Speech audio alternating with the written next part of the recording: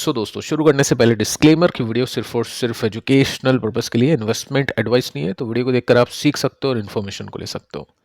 शुरू करते हैं आज के बाजार के साथ में। देखिए छोटी मोटी गिरावट के साथ में क्लोजिंग है 29 पॉइंट्स नीचे, जस्ट 0.11% की मंदी।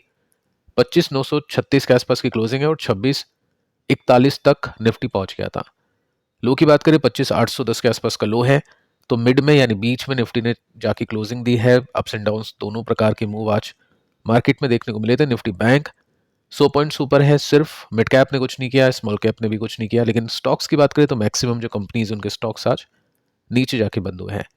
कुछ गिने चुनी कंपनीज के स्टॉक्स ने अच्छा किया। अगर वो इन्वेस्टर्स के पोर्टफोलियो में है अच्छी होल्डिंग्स के साथ में, तब जाके उनके पोर्टफोलियो में प्लस देखने को मिला होगा आज के दिन। अदरवाइज मार्केट आज नेगेटिव रहा। सेक्टर्स को देख लेते हैं। मेटल ने अच्छा किया, सरकारी बैंक्स ने अच्छा किया, बाकी कुछ खास नहीं है। सबसे खराब परफॉर्म किया निफ्टी रियल्टी ने और निफ्टी आईटी ने। आगे चलते हैं, देखते हैं क्या रीजन इसके पीछे का। तो एक्सपर्ट्स को ऐसा लग रहा है कि प्रॉफिट बुकिंग देखने को मिली है, तो ठीक है, प्रॉफिट बुकिंग ही हम इसको मान सकते हैं, क्योंकि कुछ बड़े मूव्स नहीं थे। मार्केट अगर आधे परसेंट गिरे, आधे परसेंट चले या उसके नीचे चले, तो उसको नहीं बोल सकते हैं कि वॉलेटिलिटी है। ये तो आम बात है बिल्कुल मार्केट के लिए। 1% या उससे ऊपर के मूव्स होते हैं तो उसको हम मूव्स बोल सकते हैं। तो ठीक है, ये कुछ पॉइंट्स हैं जो आज आपने देखे मार्केट के अंदर। अब निफ्टी को देख लेते हैं। निफ्टी ने क्या सजेशन दिया है। निफ्टी प्लस में अच्छी तेजी यहाँ से हमने देखी। निफ्टी में अच्छी खासी तेजी हमने यहाँ भी देखी, यहाँ भी बनी तेजी, लेकिन उसके बाद में मार्केट ने एक ड्रॉप दिखाया। सो क्या वापस से मार्केट नीचे जाने के लिए तैयार है? उसके लिए निफ्टी को अपने सपोर्ट को तोड़ना होगा। अभी आप देखोगे तो यहाँ पे निफ्टी अपने सपोर्ट को मेंटेन कर रहा है, क्योंकि यही लेवल निफ्टी का पहले रेसिस्टेंस का लेवल बना हुआ था, लेकिन अभी रेसिस्टेंस बन चुका है सपोर्ट, क्योंकि ब्रेकआउट के बाद में रेसिस्टेंस सपोर्ट बन जाते हैं। सो जब तक ये लेवल नहीं टूटेगा, जब तक हम निफ्टी को बुलिश ही बोलेंगे। लेकिन जैसे ही लेवल टूटा, उसके बाद में निफ्टी हो सकता है नेगेटिवली परफॉर्म कर जाए। तो सब कुछ डिपेंड करेगा नंबर्स के ऊपर कि निफ्टी की कंपनीज के नंबर्स कैसे आ रहे हैं, ट्रेड डील कितनी जल्दी होती है, रेट कट कितना जल्दी देखने को मिलता है। ये सारी चीजें निफ्टी के लेवल को टूटेगा या फिर नहीं टूटेगा उसको डिसाइड करने में हेल्प करेगी। तो फिलहाल ठीक है, वेट एंड वॉच है। बाकी डिसेंटली परफॉर्म करा है, थोड़ा सा साइडवेज हम निफ्टी को बोल सकते हैं कि अभी जो निफ्टी का डायरेक्शन है, जो अभी फ्रेश ट्रेड कोई करना चाह रहा है मार्केट के अंदर, तो फिर डायरेक्शन क्लियर नहीं है, अनक्लियर है। जब तक ये लेवल टूटेगा नहीं, जब तक अप नहीं है, और जब तक ये लेवल टूटेगा नहीं, जब तक डाउन नहीं है। तो ठीक है, वेट एंड वॉच का माहौल है। स्टॉक्स के नंबर्स जैसे भी आ रहे हैं या जैसे भी मूव आ रहे चार्ट के बेसिस पे, वही इन्वेस्टर्स और ट्रेडर्स अभी जाना पसंद कर रहे हैं। अब देखिए दोस्तों, आज के दिन काफी बड़ी गिरावट हमने देखी गोल्ड के अंदर, सिल्वर के अंदर। कल के प्राइजेस अगर आपने देखे होंगे शाम को, रात को, तो M6 में काफी बड़ा क्रैश हुआ था गोल्ड और सिल्वर के प्राइजेस में। तो आज ETF भी काफी नीचे गए हैं। देखो, जो भी गोल्ड और सिल्वर में इन्वेस्ट करना चाह रहे हैं या सोच रहे हैं ना, सीखने के लिए भी कुछ भी, तो ये पार्ट बहुत समझ के देखना। बहुत ही इंटरेस्टिंग डेटा मैं आपको यहाँ पे देने वाला हूँ, बहुत ही काम का डेटा है, ठीक है। सो गोल्ड आप देखो यहाँ पे कितना है। गोल्ड का जो ETF है वो 3.34% के साथ में क्रैश है। तो जब भी ऐसी कुछ गिरावट होती है, जिनके पास भी कैश होता है वो खरीदने के लिए गोल्ड में इन्वेस्ट करते हैं, और उसके बाद में फिर वो गोल्ड बढ़ता है तो प्रॉफिट, गिरता है तो लॉसेस। लेकिन गोल्ड की जो चाल है वो आपको थोड़ा सा देख के समझनी आनी चाहिए। जैसा कि मैं आपको पहले बता चुका हूं कि गोल्ड के अंदर वन साइडेड मूव भी आते हैं, जैसे कि आपने यहां देखा 2007 से लेकर 2012 तक गोल्ड 3 गुना हो गया था, यानी 200% के रिटर्न्स गोल्ड ने प्रोवाइड किए थे, ठीक है। तो ये तेजी है, अच्छी तेजी। उसके बाद में आप देखोगे ना, तो गोल्ड ने अंडर परफॉर्म किया। 2012 से लेकर 2019 तक कुछ भी रिटर्न्स इन्वेस्टर्स को गोल्ड में नहीं मिले। तो ऐसे भी टाइम हो गए गोल्ड के अंदर कि गोल्ड नहीं चलेगा, गोल्ड के अंदर रिटर्न्स आपके नहीं बनेंगे। उसके बाद में क्या, उसके बाद आप यहाँ पे नोट कर सकते हैं कि गोल्ड के अंदर अच्छी तेजी आती है। बहुत ही कम टाइम में गोल्ड 54% के साथ में ऊपर चल जाता है। ये कोविड का मूव है, ठीक है। उसके बाद में वापस से वही कि गोल्ड ने 2 साल तक परफॉर्म नहीं किया। 2020 से लेकर 2022 तक गोल्ड ने तकरीबन तकरीबन 6% गिरावट दिखाई। उसके बाद में वापस से तेजी मिली, और तेजी कैसी है, 22 से लेकर 25 तक के मूव को देखे तो डबल से भी ज्यादा गोल्ड हो गया। सो क्वेश्चन बनता है कि अब क्या होगा। ये जो मूव है वो कंटिन्यू चलेगा या फिर कुछ बड़ी गिरावट के साथ में हम गोल्ड को गिरता हुआ देखने वाले हैं। तो देखिए, पहले मैं आपको बताना चाहूंगा कि गोल्ड के अंदर गिरावट कैसे आ गई। प्रॉफिट बुकिंग हम इसको मान सकते हैं। दिवाली के बाद से आप देख रहे हैं गोल्ड के प्राइसेस, सिल्वर के प्राइसेस काफी नीचे जा रहे हैं। सेकंड, आप देखोगे तो मार्केट के अंदर जो इन्वेस्टमेंट होता है वो रिस्क के बेसिस पे होता है, और गोल्ड के अंदर रिस्क काफी कम होता है। सो मार्केट का रिस्क अगर कम होगा तो गोल्ड का इन्वेस्टमेंट निकलेगा।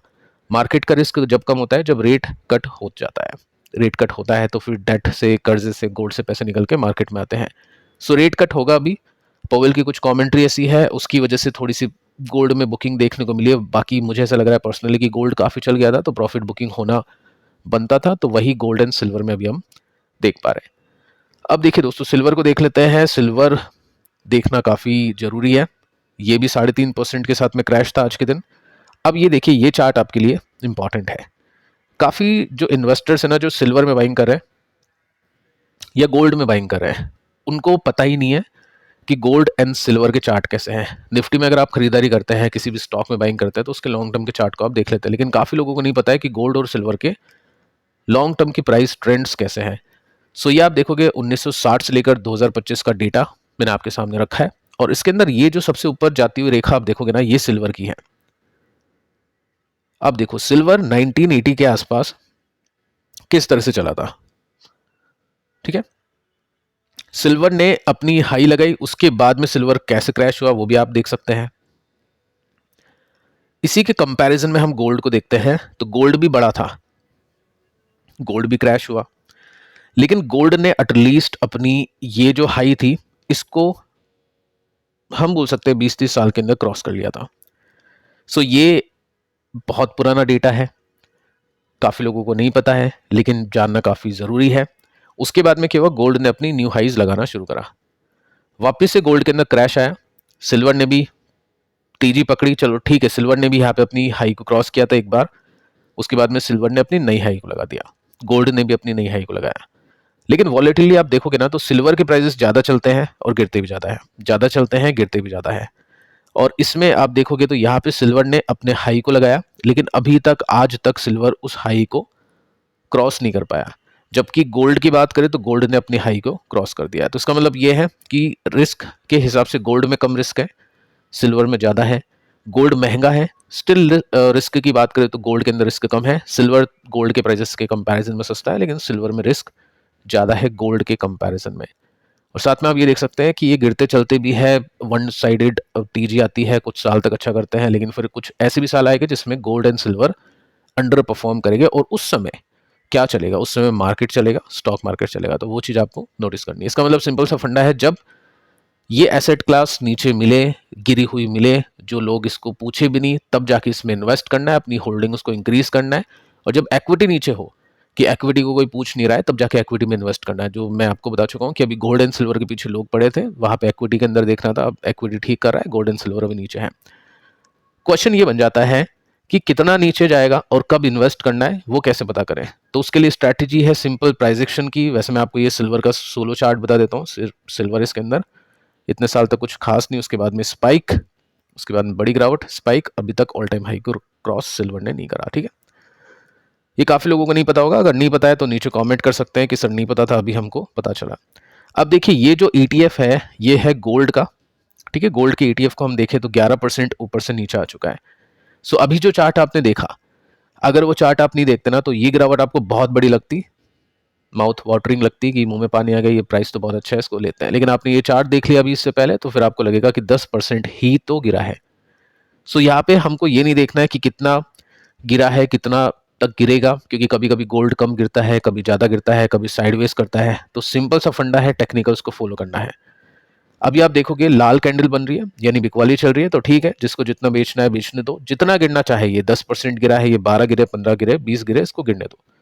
उसके बाद में क्या होगा, रिवर्सल होगा, ग्रीन कैंडल्स बनेगी, और उसके बाद में समझ में आ जाएगा कि चलो ठीक है, यहाँ पे वापस से एक प्राइस एक्शन बन सकता है। तो उस समय का वेट यहाँ पे करना अच्छा होगा। मतलब ऐसे जब भी प्राइस एक्शन होते हैं, चाहे स्टॉक हो या गोल्ड सिल्वर हो, वहाँ पे वही फॉलो करते हैं।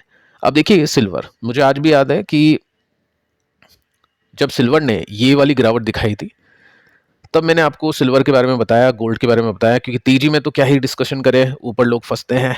लेकिन उसके बाद में यहाँ पे मैंने आपको सिखाया कि सिल्वर की चाल कैसी है, गोल्ड की कैसी है। तो किसी ने कमेंट किया कि मैंने सिल्वर यहाँ पे खरीद ली, मुझे आज भी याद है। उसके बाद में ये लिखा कि जितना सिल्वर यहाँ से गिरेगा ना, मैं उसमें और ही इन्वेस्टमेंट करता जाऊंगा।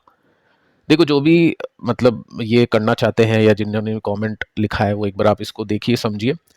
अच्छी बात है, सिल्वर ऐसा तो है नहीं कि कोई गलत चीज़ है, सिल्वर में पैसे बनते हैं, टाइम लगता है, सब चीज़ें हैं। लेकिन कभी भी ऐसा नहीं करना चाहिए कि बात ईगो पे आ जाए कि मैंने खरीद लिया, अब जितना गिरेगा उतना खरीदूंगा, मतलब नहीं है, आपका पैसा है वो ब्लॉक रहेगा, इतने में आप कोई स्टॉक खरीद के पैसे कमा सकते हैं। सो वो चीज़ आपको देखनी चाहिए। सो यहाँ पे क्या हुआ, सिल्वर और नीचे डेली बेसिस पे नीचे गिरता गया। आज गिरते गिरते ये 25% नीचे आ चुका है। तो कौन कितना ही पैसा इन्वेस्ट कर देगा, वो भी एक बात है। बाकी ठीक है, जिसको जैसी स्ट्रैटेजी अपनानी है वो अपना सकते हैं। सो सिल्वर अगर ये चाल नहीं देता और फिर गिरता तो हम समझ सकते थे, लेकिन ये एक्स्ट्रा ऑर्डिनरी चाल जो मिली है ना, उसके बाद में तो फिर बड़ी गिरावट का ही वेट हमको करना चाहिए, जब हम सिल्वर का चार्ट, गोल्ड का चार्ट हम देख चुके हैं। सो देखिए यहाँ पे 25% नीचे है, देखते हैं कितना नीचे जाता है। जब तक कुछ मेजर रिवर्सल्स देखने को नहीं मिले, जब तक वेट एंड वॉच वाली कैटेगरी में होगा, देखते हैं आगे किस तरह से ये परफॉर्म करता है। बाकी तो अभी लोग निकल रहे हैं, जिनके पास भी है वो बेचते हुए ही देखने को मिल रहा है, और वो समझदारी भी है। मैं ऐसे नहीं कह रहा हूँ कि आपको बेचना है, डिपेंड करता है आपने कितने टाइम के लिए लिया है, कैसे लिया है, कितना आपका एलोकेशन है आपके पोर्टफोलियो का, वो सब चीज़ें देखनी है। बाकी ट्रेडर और जो भी बायर है वो क्या करेंगे वो मैं आपको समझा चुका हूँ, वो टेक्निकल्स को फॉलो करने वाले हैं। तो सिल्वर, गोल्ड के बाद में हम स्टॉक्स पे आते हैं। आज के दिन नेटवेब ने काफ़ी अच्छा परफॉर्म किया, 7% की तेजी। अब देखिए टेक्निकल्स, फंडामेंटल्स ऐसे काम आते हैं। हमने देखा कोफोर्ज के रिजल्ट अच्छे थे, एक्सपेक्ट किया कि नेटवेब अच्छा कर सकता है, ऑर्डर बुक इसकी अच्छी है। 7% के साथ में एक दिन में चल गया ये स्टॉक। 183 का पी रेशियो है। रिजल्ट की बात मैंने आपको कही थी कि 3 नवंबर को इसके रिजल्ट आने वाले हैं, तो रिजल्ट से पहले की बाइंग है, क्योंकि पिछले 2 क्वार्टर में तबाही वाले रिजल्ट थे और इस क्वार्टर में भी अच्छे रिजल्ट आ सकते हैं इसके। साथ में देखिए प्राइस एक्शन स्टडी करना इसलिए इंपॉर्टेंट है क्योंकि बहुत चीज़ें समझ में आती हैं। यहाँ से इसमें बुल रन शुरू हुआ था, तो बुल रन कंटिन्यू रहेगा या नहीं रहेगा, उसमें हम परसेंटेज एनालिसिस कर सकते हैं कि कितना परसेंट गिरता है फिर चलता है, क्योंकि बुल रन के अंदर भी छोटे छोटे करेक्शंस आते हैं। सो यहाँ पे वो छोटे करेक्शन 18% के थे, 13% के थे, 15% के थे। तो ओवरऑल कितने थे, 15% के आसपास। अभी कितना गिरा, 16% के आसपास। जब ये 15 को क्रॉस कर गया था नीचे, तो मैंने आपको कहा था कि कोई ऐसा ब्रेकडाउन देखने को नहीं मिला जिसमें पैनिक कर दे और बेचकर निकल जाए लोग। सिंपल सा फंडा था, ये प्राइस है, होल्ड करना चाहिए इन्वेस्टर्स को रिजल्ट देखने के लिए। उसके बाद से आपने देखा कि कल इसमें तेजी बनी, आज इसमें और तेजी बन गई। अगर मैं इसमें थोड़ा सा टेक्निकली दिखाऊं तो इसमें एक स्विंग का रिवर्सल आ चुका है। सो ऑल टाइम हाई इसके लिए कोई बड़ी बात नहीं है, लेकिन उसके अंदर कुछ गैप भी बाकी नहीं है। सो पॉइंट ये है, ऑल टाइम हाई की अब इन्वेस्टर एक्सपेक्टेशन ना करके ये सोचेगा कि इसको यहाँ से ब्रेकआउट मिलना चाहिए, तब जाके कुछ मजा आएगा। अब वो देखते हैं होता है नहीं होता है। बाकी जिसने भी होल्ड किया है, खरीदा है, ठीक है, रिजल्ट देखते हैं कैसे आते हैं, और रिजल्ट के बाद भी अगर रिजल्ट अच्छे आते हैं तो उसके बाद भी खरीदना कोई मतलब महंगा नहीं होगा। अगर रिजल्ट बहुत अच्छे आते हैं तो उसके बाद भी स्टॉक चलेगा। तो देखते हैं रिजल्ट कैसे आते हैं। और हाँ, एक और बात कि अभी हम यहाँ पे सिर्फ देख रहे हैं रिवॉर्ड क्योंकि स्टॉक चल रहा है, लेकिन आपको रिस्क भी देखना है। सिल्वर और गोल्ड में जो हुआ यहाँ पे भी होगा, एआई कंपनीज में भी होगा। ये कंपनीज भी एक टाइम पर ओवर वैल्यूड होगी, ये कंपनीज भी एक टाइम पर सैचुरेटेड होगी, उसके बाद में स्टॉक गिरेंगे। तो राइट टाइम पे एग्जिट करना भी काफ़ी इंपॉर्टेंट है। मैं आपको समझा चुका हूँ। संडे को एक वीडियो मैंने आपको दिया था जिसमें स्ट्रैटेजी बताई थी बेचने की। बाकी ट्रेल स्टॉप लॉस भी एक स्ट्रैटेजी होती है, वो जो मैं आपको बता चुका हूँ। नेक्स्ट जो कंपनी है इसका नाम है आरआर केबल।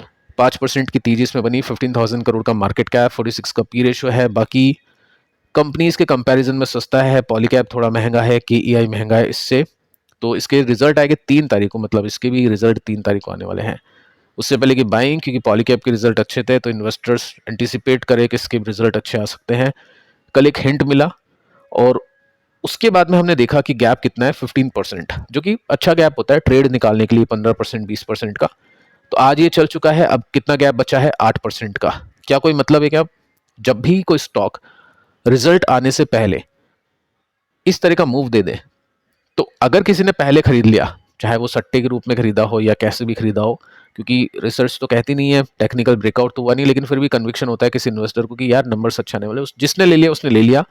उसके बाद में भागने के बाद में नहीं खरीदना चाहिए, क्योंकि रिजल्ट की हाइप है। अगर रिजल्ट 19-20 भी हुआ तो फिर स्टॉक नीचे आ सकता है। तो ऐसे में गैप कितना बचता है, ओनली 8% का बचता है। तो इन्वेस्टर्स वेट करेगा रिजल्ट आने के लिए। सो इसी कंपनी की बात नहीं कर रहा हूँ, जो भी कंपनी अभी आप देख पा रहे हैं मैं सब में सेम स्ट्रैटेजी बताने की बात कर रहा हूँ। बाकी डिपेंड करता है आपकी स्ट्रैटेजी के ऊपर। ओलेक्ट्रा ग्रीन टेक, ये भी 5% के साथ में चला आज के दिन। 12,000 करोड़ का मार्केट, 87 का पी रेशियो है, क्योंकि ईवी को लेकर अच्छे ऑर्डर इसके पास में है। ई बसेस के अंदर मार्केट शेयर इसके पास में सबसे ज़्यादा है, काफ़ी सारी डील्स इसको मिल चुकी है। सो गिरावट उसके बाद में यहाँ पे ये गिरावट के बाद में ये हुआ रिवर्सल, तो स्टॉक अब बुलिश मोड में आ चुका है, लेकिन गिरता पड़ता ऊपर जाएगा। ठीक है, तो हम टेक्निकल्स को देखें तो यहाँ पे सपोर्ट लगाए तो सपोर्ट तो थोड़ा सा नीचे है, उससे पहले ही ये घूमने की कोशिश कर रहा है। सो कल के दिन अगर और इसमें हो गया कुछ रिवर्सल तो डेफिनेटली यहाँ पे फिर एक प्ले बन सकता है अपने रेसिस्टेंस के लिए, जो कि अभी इस प्राइस से 26% ऊपर है। हो सकता है तेजी आने के बाद में 20% ऊपर हो, तो ये 15-20% की जो स्ट्रैटेजी होती है वो ऑलमोस्ट हर एक स्टॉक में काम आती है, अगर चार्ट पढ़ना, फंडामेंटल्स देखना आपको आए तो। ठीक है, कोई गारंटी नहीं है स्टॉक यहाँ तक पहुंचेगा, जस्ट मैं आपको स्ट्रैटेजी बता रहा हूँ। बाकी थोड़े से और श्योर होना है, कन्विक्शन लाना है, तो फिर तो रिजल्ट का वेट करना ही है। ठीक है, वो चीज़ आप देख सकते हैं।